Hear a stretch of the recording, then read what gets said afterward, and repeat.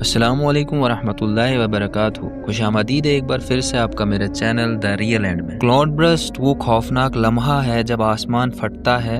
ये सनसनीखेज वीडियो वो हकीकी मंजर दिखाएगी जहां पूरी की पूरी बस्तियां सफ़ा हस्ती से मिट गई। भारत में जम्मू कश्मीर, हिमाचल और लद्दाख का दर्दनाक लम्हा और चीन में सैलाब जैसे वाक़यात ने पूरी की पूरी बस्तियां उजाड़ दी। इन वाक़यात ने यह साबित कर दिया कि इंसान चाहे जितनी भी तरक्की कर ले, कुदरत के आगे बेबस है। ये मनाजिर हमें याद दिलाते हैं कि नजात सिर्फ टेक्नोलॉजी में नहीं बल्कि अल्लाह से ताल्लुक में है। याद कीजिए अज़ाब नूह को, जब नाफरमानी हद से बढ़ गई तो तूफान ने पूरी दुनिया को अपनी लपेट में ले लिया। बुलंदो बाला पहाड़ भी पानी में डूब गए, सरकशों का नामो निशान मिट गया। आज एक बार फिर वही मनाजिर किसी न किसी शक्ल में दोहराए जा रहे हैं। जम्मू कश्मीर के किश्तवाड़ और भी कई इलाकों में क्लाउड बर्स्ट ने वो तूफान मचाए कि दिल दहल गए। मासूम बच्चे, बूढ़े, जवान सब बेबस नजर आए। आज हम तरक्की के गीत गाते हैं, अपनी नॉलेज पर नाज करते हैं, लेकिन एक बादल का फटना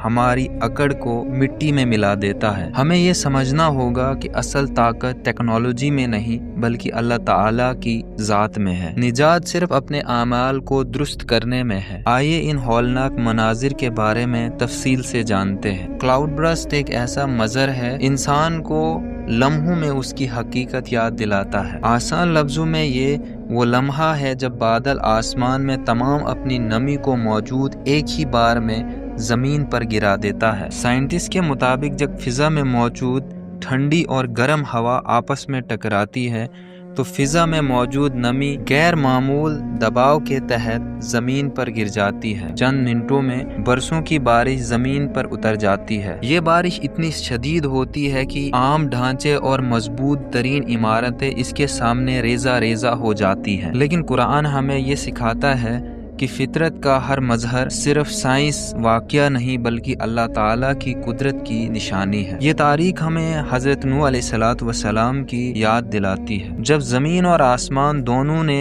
एक साथ अपना खजाना खोल दिया। कुरान कहता है, सूरह कमर आयत नंबर 11 और 12, इसका तर्जुमा है, ये हमने आसमान के दरवाजे खोल दिए मूसलाधार पानी के साथ, जमीन से चश्मे फूट गए, फिर ये एक हुक्म से दोनों जमा हो गए जो पहले से तय था। यही वो मंजर था जो पूरी इंसानियत के लिए इबरत बन गया। साइंस आज क्लाउड बर्स्ट को एक मौसमियाती मजहर कहती है, लेकिन कुरान हमें बताता है ये हवा और बादल का खेल नहीं बल्कि ये अल्लाह का हुक्म है। जब इंसान सरकशी में हद से ज्यादा बढ़ जाए तो आसमान और ज़मीन दोनों मिलकर उस इंसान को अपना गरूर याद दिलाते हैं। इससे ज़्यादा साइंस रूहानी रब्त क्या होगा जो बात जदीद साइंस आज बताती है, कुरान ने हज़ारों साल पहले बताया है। बारिश का एक कतरा भी अल्लाह के हुक्म के बगैर ज़मीन पर नहीं गिरता, और जब ये चाहे तो ये पूरी बस्ती को मिटा देता है। तो आइए आज इन तारीखी और कुदरती वाक़यात के तरफ बढ़ते हैं जो न सिर्फ इंसान को झंझोड़ कर रख देते हैं बल्कि हमें क़यामत के हल्के मनाजिर भी देखने को मिलते हैं। ये वो हकीकत है जहाँ कुरान और साइंस दोनों एक दूसरे की तस्दीक करते नज़र आते हैं। जब हम तारीख को देखते हैं तो हमें एक ऐसा मनाजिर नज़र आता है जो है हज़रत नूह अलैहिस्सलाम का तूफ़ान। कुरान में अल्लाह ताला ने इस तूफ़ान का कई बार जिक्र किया है। यूं ही जब पानी ने सरकशी की तो हमने तुम्हें कश्ती में सवार किया।